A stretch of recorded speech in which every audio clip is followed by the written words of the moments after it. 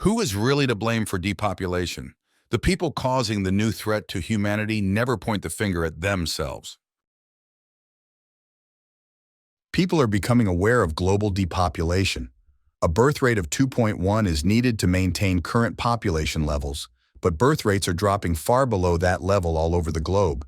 Most people still think the population of India, for example, is exploding, but the birth rate there has already fallen below the replacement rate of 2.1 and is predicted to fall to 1.29 by 2050. Why is our population declining? Asked an article in the Indian publication Onmanorama. Their answer was vague, citing cultural changes. Well, yes, having fewer children is a cultural change, but what is the cause? Latin America's fertility decline is accelerating. No one's certain why. That's the title of a 2024 article in America's Quarterly. Really? No one? It couldn't be this, could it?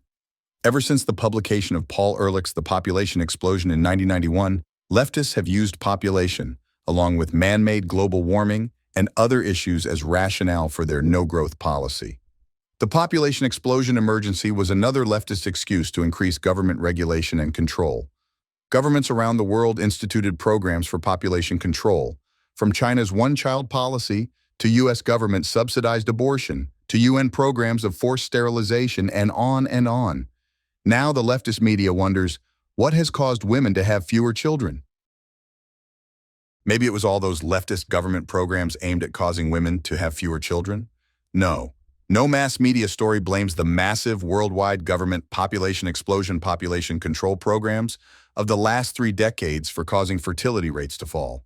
So either massive government programs to decrease the population do not really have any effect, or the massive government anti-population programs worked and did cause the drop in fertility rates. But wait, there's more.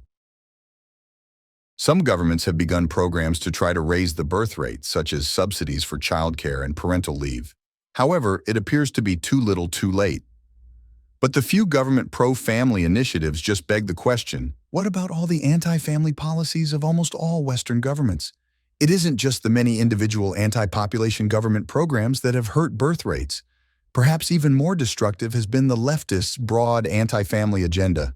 For just a few examples, media and entertainment have long been filled with the voices of feminists who vilify and make fun of stay-at-home trad wives who choose children over careers.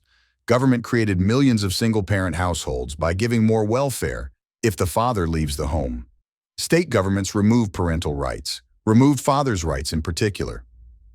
Government child protective agencies got more and more power to take children from their parents. Teachers intentionally hid course content from parents, asserting that teachers in schools had more rights than parents. School boards and federal police began investigating parents for opposing school board policies. The broad leftist anti-family agenda, put forth in books like Hillary Clinton's 2006 book, It Takes a Village, preaching the idea that government, not parents, should raise children.